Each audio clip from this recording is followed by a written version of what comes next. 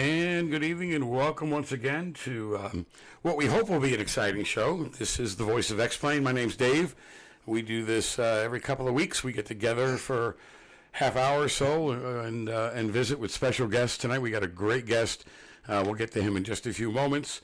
We are streaming obviously on Twitch. We invite everybody join the conversation. You can ask questions, and we've got a bunch of guys in the back that will help us get your answers if I don't have them. I can't believe this is already show number 22. And what? Oh, it's not 22. Oh, show 2. Oh, somebody put a typo up. I'm sorry. All kidding aside, our second show, we're looking forward to it. Tonight, what we've got is a great show. We've got a guy that literally I just met about 48 hours ago, George Seaman. He's from Florida. He is an avid flight simulator, and he does something really cool with the public, which we're going to get into. George, welcome to the Voice of XPlane. Thank you, Dave. I really appreciate the opportunity. Oh, my pleasure, my pleasure. So let's go off and do some background. Tell me how you got involved with flight simming and what all's going on. My love for aviation actually began before I could remember. The earliest I remember, I was 5 years old. I walked around with an Air Force flight suit on, and all I ever wanted to be was a fighter pilot. When I was 13, we discovered I was colorblind, and naturally that took that right out of the equation. And later on, when I went through my medical for the Air Force, they discovered that I had no depth perception. So even with color blindness, some people say that you can still get a pilot's license with color blindness. The depth perception killed it. But that didn't kill my passion for flying. When I was stationed in Europe, I discovered flight simulators back in 1982, and the first flight simulator that Microsoft came out with, I believe it was Bruce Artwick's design. Right. And they got a whopping 60 seconds per frame. So it was laborious to try to fly, but it was still fun. You got to understand the instrumentation, you got to understand some of the concepts, but it didn't quite fly like simulators fly today. And I kept at it. Every single flight simulator that came out, I purchased. I actually beta tested a few of them. Pilot 99, I think I did, was really involved in that one. And I tell people I've flown everything from the Fokker Eindecker up to the space shuttle. So if there was a flight simulator out there, I flew it. If someone has asked me how many hours, I would probably way underestimate about 12 to 15,000 hours of flight time over the last 36 years. So basically back in 25 years ago, you were playing with a monochrome screen that showed Chicago in stick figures, and it was all instrumentation. Actually, it started earlier than that. I don't believe it was even Chicago. I don't know where it was. It was a grid of white lines. It was black and white, and there was white lines depicting a mountainside. The first color one I played with was on my Atari 800. It was called Jumbo Jet Pilot. It was in a cartridge. I still have the cartridge. It's sitting on my shelf to my right. And that took roughly 40 minutes just to taxi from the gate to the taxiway, off the tarmac, not even to the runway. Wow. That was murder. And then it evolved from there. Every edition of Microsoft's Flight Simulator I owned and I flew. That's unbelievable. Good for you. So let's get back up to date. How long have you been with XPlane? Actually, I've only been with XPlane using it for 2 years. I first purchased XPlane 9 many years ago when it first came out. But the user interface drove me nuts, and I basically stuck with Flight Sim 10. Then when XPlane 10 came out, I got that, but the user interface didn't change, and I didn't put a lot of effort into it. I was happy with Flight Sim 10. I stayed with that. We'll get into some of the simulator later, but the XPlane 11 came out. Somebody strongly suggested I try it. I got on there, and I have not looked back since. Right. That was a big step in the evolution of XPlane, and Yes. really it was widely accepted to a lot of people up until 11. But when 11 came out, it really exploded because of the interface. I did the same thing. I tried it. I tried 8, 9, and 10, and the graphics were great. The flying was great. But getting to that point, it took too long, and I don't like the little radio buttons, and you got to do this and that. Kudos to whoever designed the interface to keep it simple. It just works. Yes. So now you're exclusively with XPlane and flying general aviation, yes. Right, flying GA. Got a favorite plane? I like the 172. Nothing wrong with that. Yeah, I just love it. I've been flying it, and I'm very comfortable with it. And now that I fly VR, that's it's just comfort. Of course, I spend a lot of hours teaching people in it, so I stay comfortable with it. Right, and we're going to get into that in a second too. So VR, you're an avid user? Absolutely. And I'll just guess I got a 50-50 chance of getting it right. Oculus Rift. Correct. Good night, everybody. Yeah, it seems to work best. The Vive is good, and the Windows virtual reality is good, but Oculus works really good. It gives you a lot of things, and we talked to on our first show a couple of weeks ago to Brad. It's hard to explain to somebody the sensation, and you can record it and play it here, but it just, until you get in that moment and inside that cockpit where you have that depth and you have that feeling, it's just impossible to share it. Yes, I will. And that's quite funny that you should mention that. When I first got it, I sat here, I put the headset on, I taxied, I was in complete awe. I took off, I got up, I left my local airport, got up to about 3,000 feet. I was heading down to Palm Beach just to do some touch and goes. And I thought to myself, what if I opened the door and looked out? Now, granted, normally you probably couldn't be able to open a door unless you were Arnold Schwarzenegger. Right. I opened the door, I looked down, and I had the most incredible panic attack because I could not feel a seatbelt around my waist. And just as fast, I sat back and realized, you idiot, you're in your chair in your room. You're not going anywhere. That's a great story. I had a friend who was a real-world pilot. Hopefully he'll be a guest here in a couple of weeks. He and I fly together all the time. And Mike had never sensed the VR. Brought him to the house, put him in the chair, put the hood on him, and he was just flying the Cessna. And in Cessna, in VR, you can set the walls.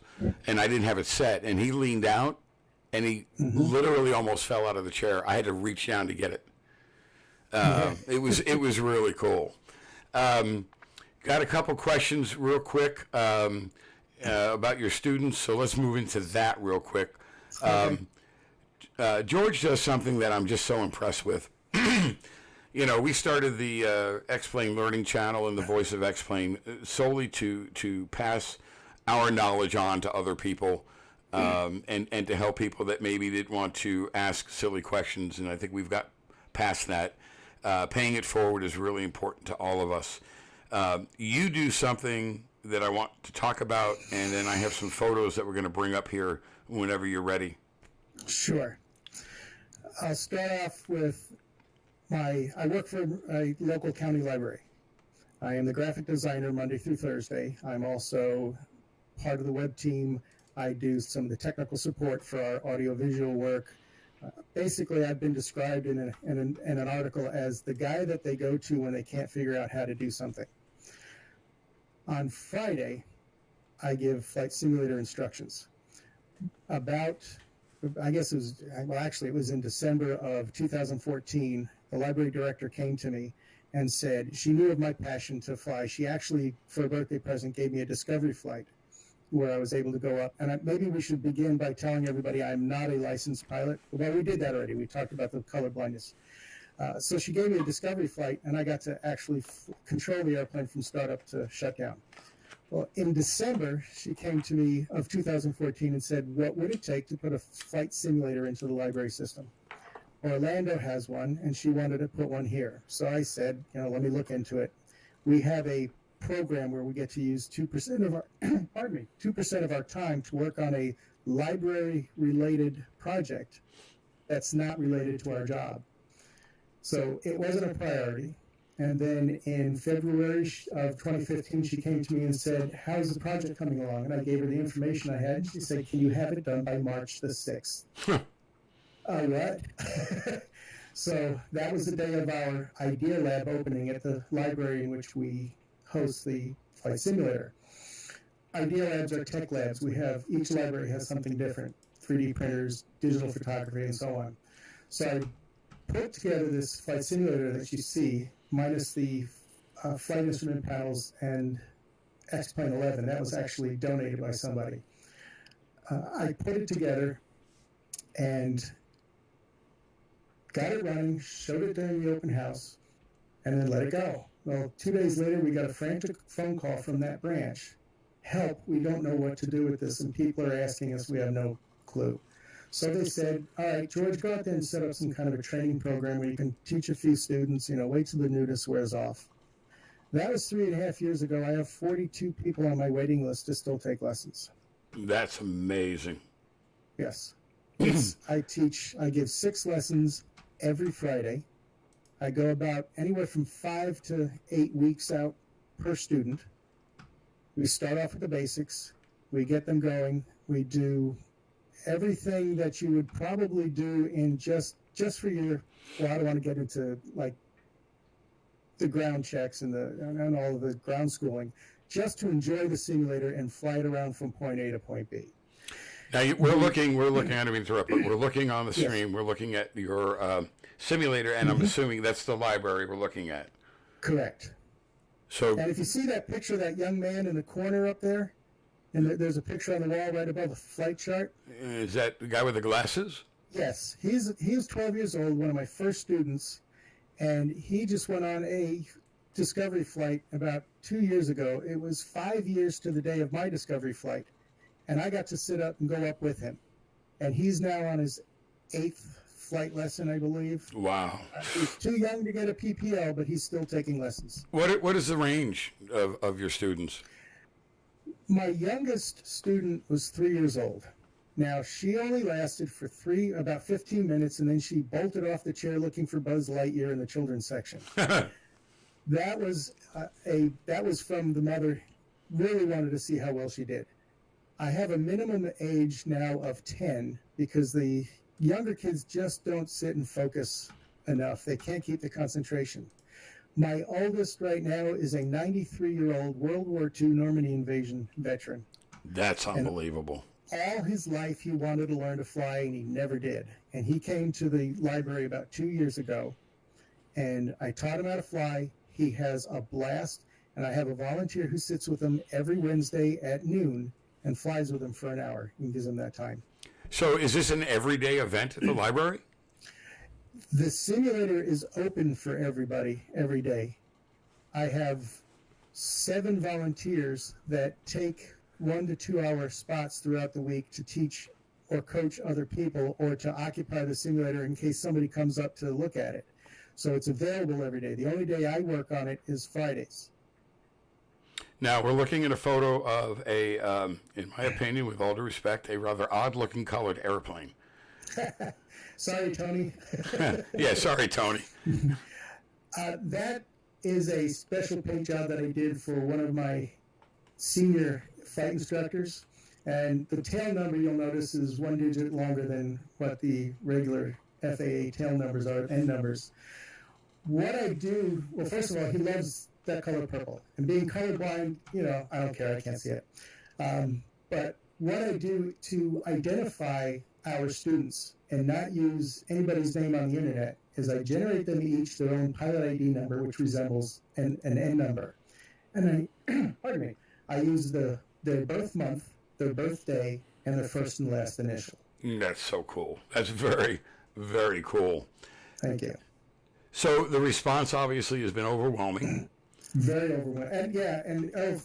And not to backtrack too much, but if you look really closely under the window, you can see Tony's name on that, right under the window of the cockpit. Oh, let's go back real quick. Yeah, I think I can see that. I may have a close-up of it. Excuse the mouse, everybody, but I think that's what we're circling right here. Yep, there it is. There you go. Yeah. Yeah. And I will be giving classes in the upcoming months on how to paint airplanes at our other library that is a computer lab. We can do 10 students at a time. No kidding. Yep.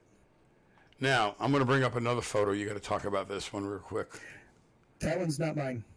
No, this one is not yours? Okay. No. Yeah, no. I love the paint job.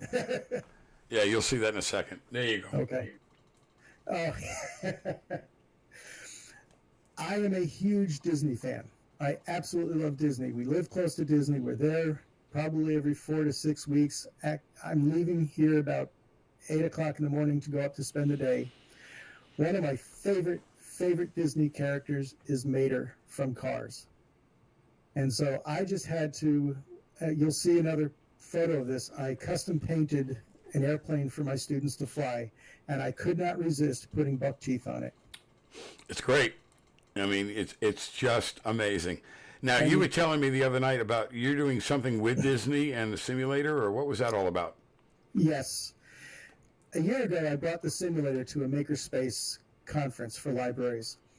We set up outside of Bradenton, I believe it was somewhere near Bradenton, Florida, outside of Tampa. And there were several libraries, including one gentleman who brings VR and augmented reality and goes everywhere. He's the hit of the show. The simulator attracted so much attention that in the 6 hours we were open, I didn't get a single break. I had about 10 minutes to walk away and breathe. There was lines forming for people to sit down for 5 to 10 minutes to use the simulator. Then one of my managers wrote an article about me right after that, put it in a library journal. About 2 months ago, I get a phone call from a gentleman from Walt Disney Libraries. He asked if I could come up and speak about flight simulators because it's a leading edge libraries conference. And he asked if I can come up and speak about it. And he also wondered if there was a way I could bring it and demo it. Well, what turned out to be a 15-minute speak and a 2-hour demo turned out to be me having the simulator being demoed for the entire conference. I'm going to set it up before registration opens, and I'll shut it down when they close the doors. I will be there the entire time. Don't you find it amazing that I did the same thing kind of? I have a simulator here at the house, and my other one, before I finally upgraded, I brought it to our annual pancake flying breakfast at the local airport and set it up in a room. And for 5 hours, I had a line of little kids and big kids wanting to sit down and play for a few moments. Right. You know, you and I and the guys in the back and, you know, Joe and Mike and everybody, we take it for granted. We do this every day. But there's a whole world out there of young people and older people that just don't ever have a chance to do this. And by doing what you're doing, it opens up to future pilots. And, you know, that's one of the things we always talk about, the shortage of pilots in the world. You know, if I can go back in time, I know what my career would be. You know, if I was 20, 25 years old, I'd start over again. We got a question. We got a bunch of questions. Do you upload your liveries to the XPlane forum? No, I don't. Good night. I don't create a whole lot. I don't create a whole lot. The ones that I do, I usually mess around with. I'm probably not as good at it as most of the people who do upload their liveries, but it's something that I'm probably going to get into. I have so many things that I do that's not one of the things that I focus a lot of attention on. Right, we're going to get into your YouTube here in just a little bit. Mm-hmm. Well, what we're looking at on the screen now, which is the Future Pilot Awesome in the Making, and your logo, I mean, it really is terrific. And you and I talked last night about this. It's clean. The colors are fine. They work well on the white background. And it looks like it's a real plane with a real livery. It's not. Correct. I mean, everything is straight, and you know, it just looks terrific. That eye that's on the tail is our Idea Lab logo I designed about 6 years ago. The colors are the colors that were chosen. Again, I'm colorblind, so I didn't pick the colors. Somebody else did. And then when I created this program, I took the eye and I think you've got a screenshot of the logo itself. Yeah, we're going to find it here in just a second. I took the eye and I built a logo around that eye for the simulator, and we call it Idea Lab Skyward. Yeah, it's coming up here in just a moment. Now, one of the things you mentioned about people wanting, the people that are attracted to this and wanting to use it. I have a lot. There you go. That's the logo. I have an amazing amount of different type of people who come and use a simulator. Our library has a mission. It's to inform, inspire, and connect. We inform people of all kinds of things. We inspire them to learn on their own and to do things on their own, and we connect people with the community and resources that we have. One of the most amazing things that this simulator program has done is not only has it given people with a desire to learn to fly, even though whether they can't because of a physical disability like myself, or the clock has passed them up, or they simply can't afford it. They come in and they learn this skill, and it inspires them to go farther. It inspires them to learn more. And we'll get into our little trek around the United States later, but they just get the energy. But the coolest thing is how it connects people. We have programs all the time in the library, and you usually have the same demographic that is attracted to whatever program it is. But in this program that we do, we hold a club meeting every second Saturday of the month. I've got 10-year-olds in the same room with 80-year-olds sharing the same interest. I mean, that is just the coolest thing. Yeah, it really is. Couple questions we're going to get to you. I see M9 Aviation is here. Brad, welcome. You got a great question. We're going to talk about that. And Eagle 51, hold on one second. So real quick, coming up on the screen in just a moment is your flight around America. I want to talk about that. Okay. One of the things that we did, because we didn't want to teach people how to use a simulator and then send them off back home and say, okay, you did this, now go away. We wanted to keep them connected with us. We wanted to keep them interested. So I came up with the idea to fly around the United States. It was basically a test idea. So everybody got their training. They had to do their solo flight where they got a little solo certificate. And I created a flight plan that started at my home base at Stewart down there in the lower right. And we flew along the southern coast of the southern border of the United States. As you can see, we went up in a clockwise journey. And everybody would come in. The pilots you see listed on the right, those are the ones that participated. And in the amount of hours, I think the top one there with 915 Tango Tango did about half of it. But everybody flew a leg or two.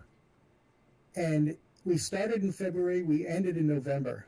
We had a long layover there because we started off with Flight Sim 10, and then we had serious problems, and that's when the XPlane was donated, and I got into it. But everybody did a leg of the flight, and we have a big logbook. We have we even recorded how much fuel was used. That's wonderful. It was just cool. And now we are learning how to fly a Gulfstream 650 because next year we're going around the world. Even better. And in one of our future shows, we actually have a Gulfstream pilot coming on, so stay tuned for that. Let's get to some questions real quick. Eagle 51, are you planning on offering this in more libraries than just the current one? Not in our library system. Okay. I'm an employee of this library, but there are other libraries that have contacted me about setting up systems in their libraries. And I don't want exact numbers, but ballpark what it costs to set that up in the library? We were given $3,000 to create the setup. That included the computer, everything but the flight instrument panels and XPlane 11. And that gave us a pretty good start. I mean, we were pretty good. We had everything going really well. I had a gentleman come up to me and say, "Can you teach my wife how to fly?" And I said, "Sure." Don't understand why. And he said, I own a Duke. He says, and if I happen to be up there and stroke out or something happens to me, I want her to be able to land the plane safely.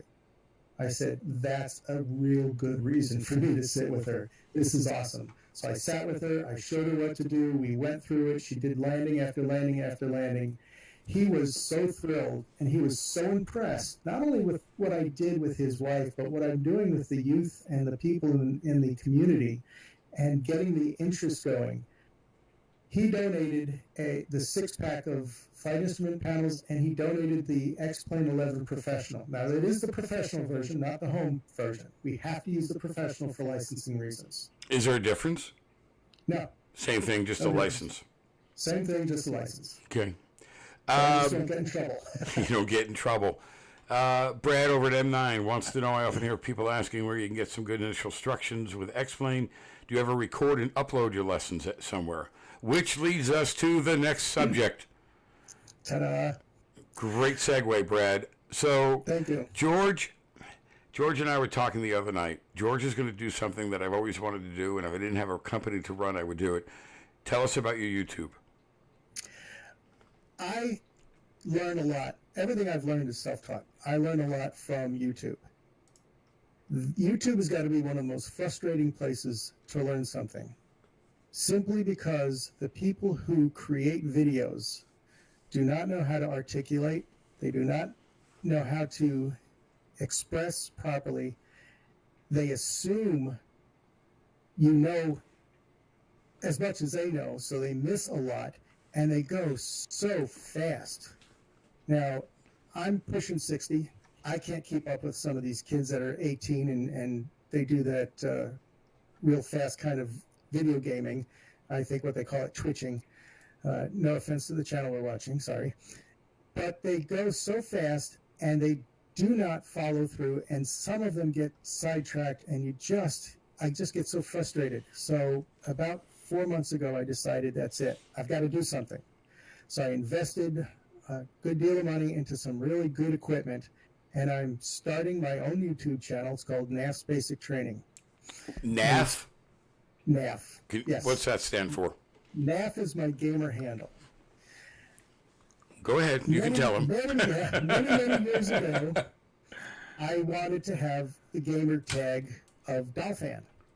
Well, everybody had Dolphin. I am a Miami Dolphins football fan. I love it. My house is painted aqua and orange. I have a picture of me and Don Shula standing side by side. The absolute shell shock on my face was overwhelming. It's the only time I've ever been starstruck. And I've met hundreds of celebrity authors. I love the Dolphins, so I wanted to have the gamer tag Dolphin. Well, I got in the game too late. There were so many variations of Dolphin that it was just impossible. The way my mind works, the first thing I said is, okay, I'm going to be Naflod. And that's what I started playing video games with, EverQuest back in 1999, and it evolved to NAF, which is fan, and it's simple. Everybody knows me as NAF. They call me NAF, so that's what I decided to call the channel. And that will be an explanation. One of the videos in my channel will explain that.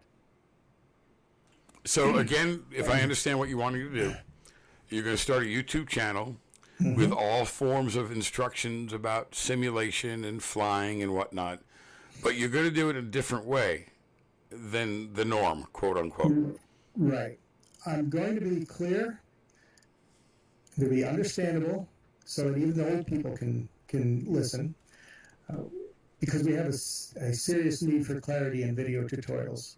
I'm going to cover the basics from startup to a basic comfort level. That's why it's called NAF's Basic Training.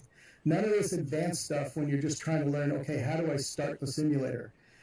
There's going to be videos for everything, and they're going to be short. You don't have to sit through 2 hours worth of video to get 30 seconds worth of information of it. I'm not going to assume anything that the viewer knows something. I'm going to explain everything. I'm going to speak clearly so that I can speak to be understood. I really congratulate these people who live in foreign countries and want to do things in English, but it's a little difficult to understand with some of your broken languages. I lived in Holland for 2 years. The first thing I did was go out and learn Dutch. I appreciate the fact that English is becoming the most common language, I guess you'd call it, in the world, but it doesn't help a whole lot if we can't understand what you're saying. So I'm going to speak clearly, articulate well, and like I told you, Dave, the other day, the only college credit I ever took was in radio broadcasting, and that was 30-some years ago. So if anything, I was able to hold on to that, plus the fact my mother was an English major, and she would beat me if I said something improperly.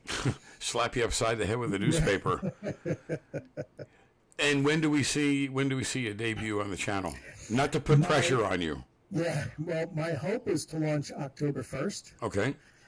My game plan got sidetracked quite a bit, so I'm putting it into overtime, and I'm still aiming to get that launch date going. Will you do all? So you're going to do all of this on your own, Correct. and you'll have from beginners to advanced people hopefully watching, and Correct. cover a myriad of topics that will appeal to everybody. Correct. And it's not just flight simulators. I play several other video games that I find very difficult to find some good tutorials on, and I'll do that. My Steam collection has over 375 titles to it. So I have a lot of content, but my passion is flight simulators, so that's going to be the majority of my work. The two flight simulators that I do the most right now are XPlane 11 and DCS, Digital Combat Simulator. Again, my dream since a child was to be a fighter pilot, and that gives me the opportunity to at least experience somewhat of my dream. And the latest thing that I fell in love with since VR came out was flying helicopters. I am passionately in love with the Huey. I just cannot believe how much fun it is to fly that helicopter. And that's in DCS. That's in DCS. I tried flying the Sikorsky in X-Plane, but I did not have the controllers to properly do it.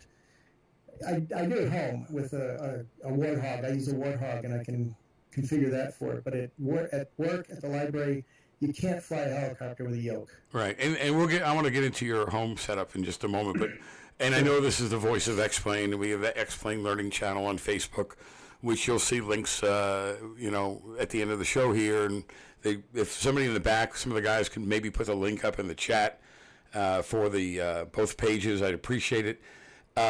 DCS is a niche market, I call it.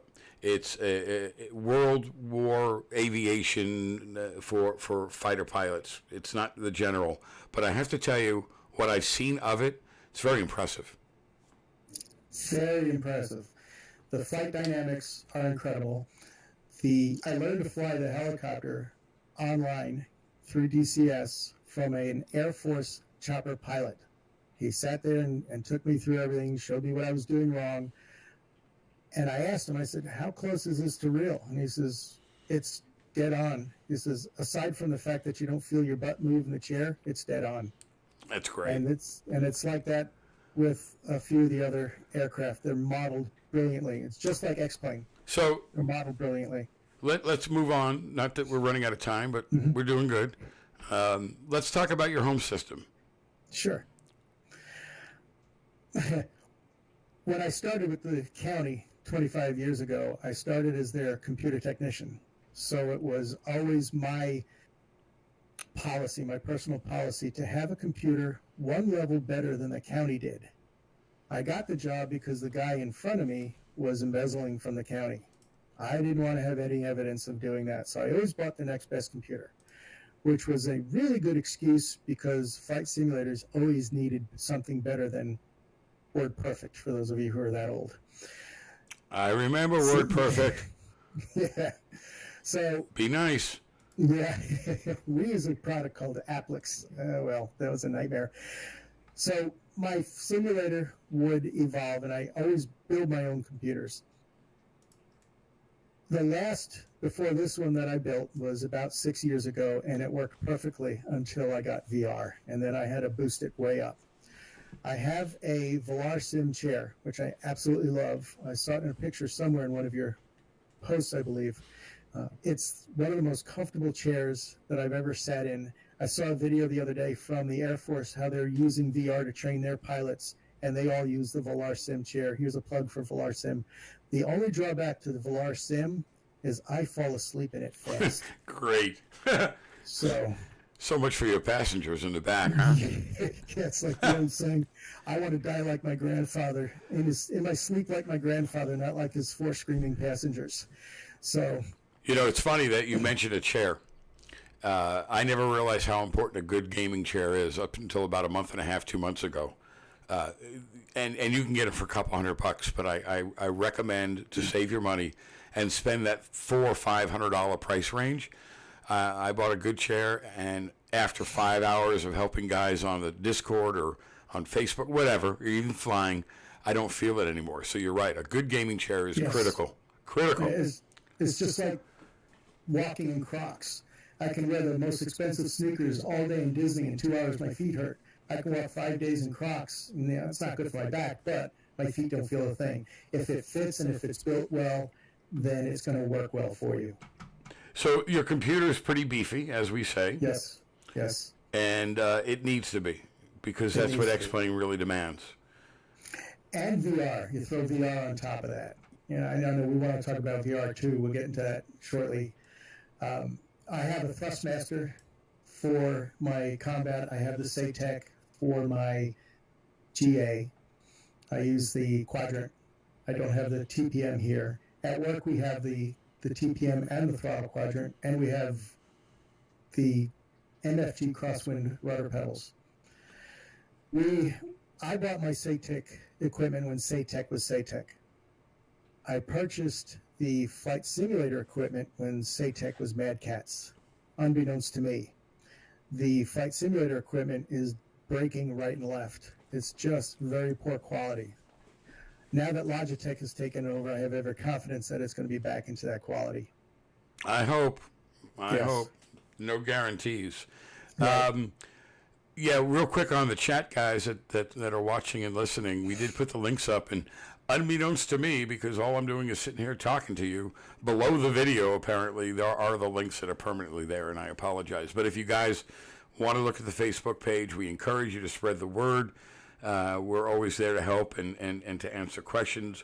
The Discord channel is just something we're really proud of. As George knows, that's kind of how we found each other. And we're there live, and we can help with questions. If you have a problem or just want to talk and have a good time, it's a fun place to go. And, we're just crazy enough to spend 9 hours to help one guy fix an ortho problem last Sunday. Exactly. But that's a whole nother thing. So let's get into VR for a little bit while we have a few moments left. Sure. One of the visual problems I have, as I mentioned, is I don't have depth perception. When I entered the Air Force, I went through the physical, and the fella had this little block, and in the block was 5 rings, and it was a block of plastic. And he said, look at the block and tell me which ring is closer to me, A, B, C, D, or E. And I guess the pause was deafening. And he says, which ring is closer? I said, none of them are closer. I almost said, what, are you crazy? He says, okay, you're not understanding. One of those rings looks closer than the other. I said, no, they don't. They're all the same. He said, in 17 years of doing physicals, he's never found anybody to ever fail the depth perception test. He was amazed. So that took a lot of things off the table that I could do. Since I knew I couldn't be a pilot, I figured, okay, what about a truck driver? Nope, can't do that. So people always ask me, well, how do you drive? Oh, it's easy. When I back my truck up, I wait for the bushes to wiggle, and then I know I'm far enough. So when Avatar came out, and I'm sure you've all seen it, right. I was blown away. Now, I've seen 3D before where the bugs and things pop out at you, and you duck, and you go reaching up in the air for them. But that's not depth perception. And people don't understand what it's like to walk around without depth perception. I can't tell you how to do something to see what I see as far as color, but walk around with one eye closed, and that's exactly what I see. So when Avatar came out and then all the other movies came out in 3D, I was like, this is awesome. And then when I heard about VR, and somebody said, yes, it's just like being in movies, I said, I got to have one.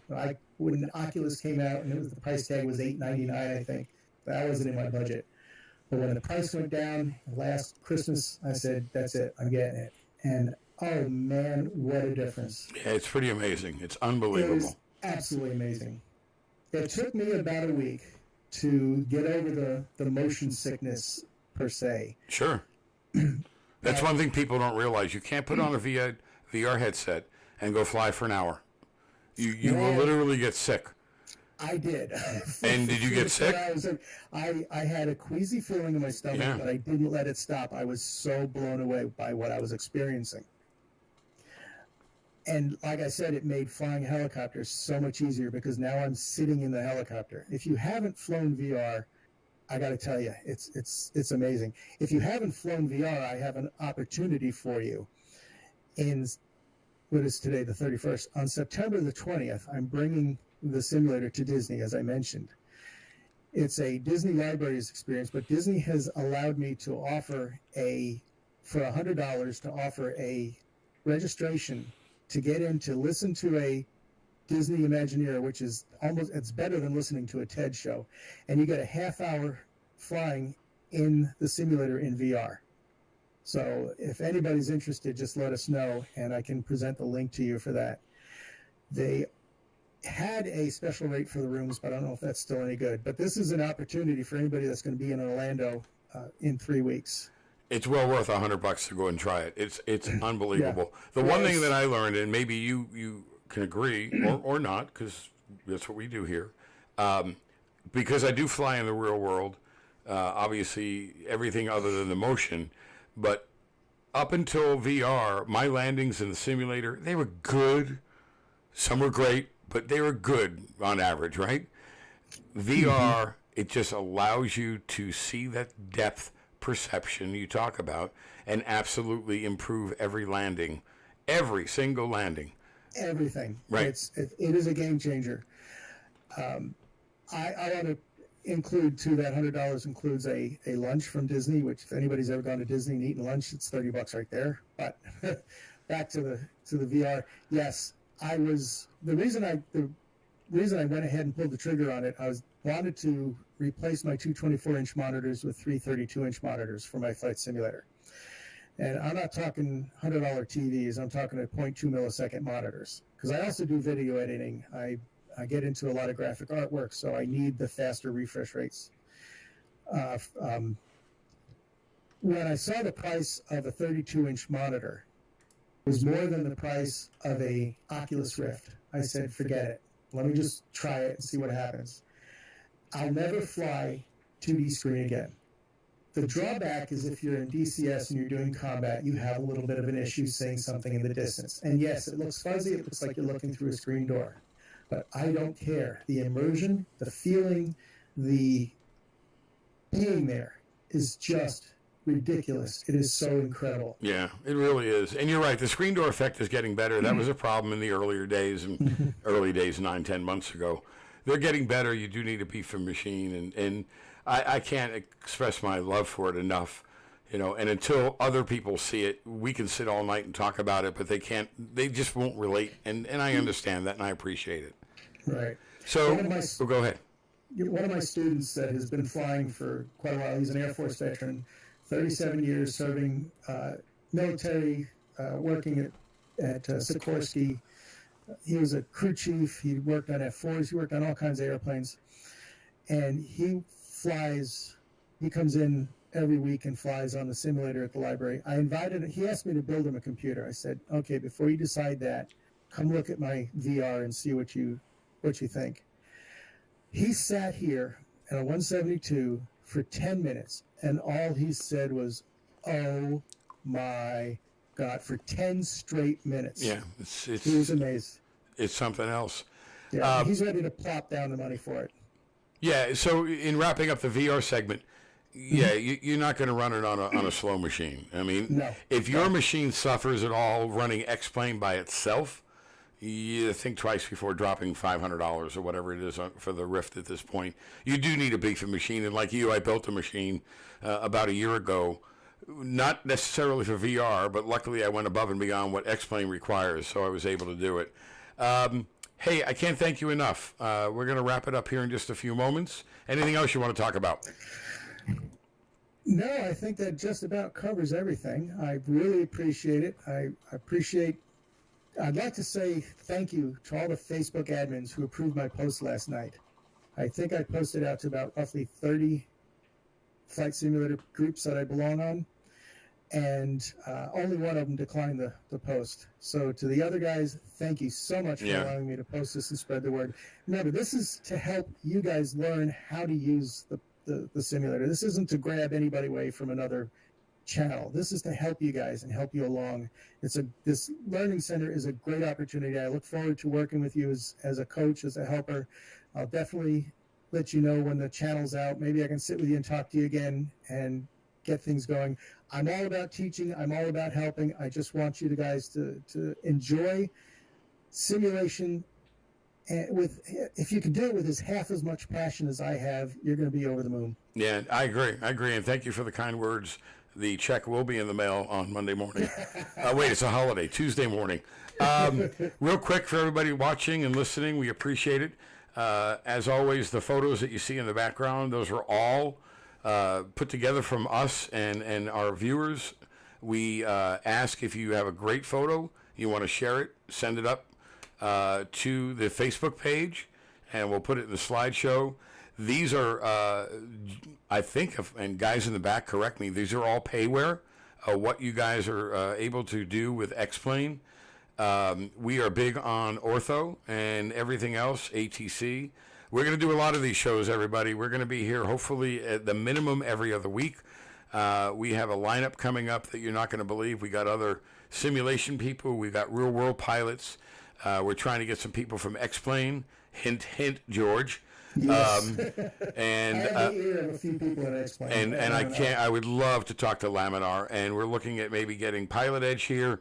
So again, it's a fun thing to do. We love it, and I hope you guys enjoy it. As always, comments are always welcome, either on the Discord channel, and you've got the link, or on the Facebook channel. And any final words there, sir? No, that covers it. Again, thank you so much for the opportunity. You've been a terrific guest. And everybody watching and listening, I thank you. And have a great night, everybody. Thank you. Yes. Thanks for joining the show, guys.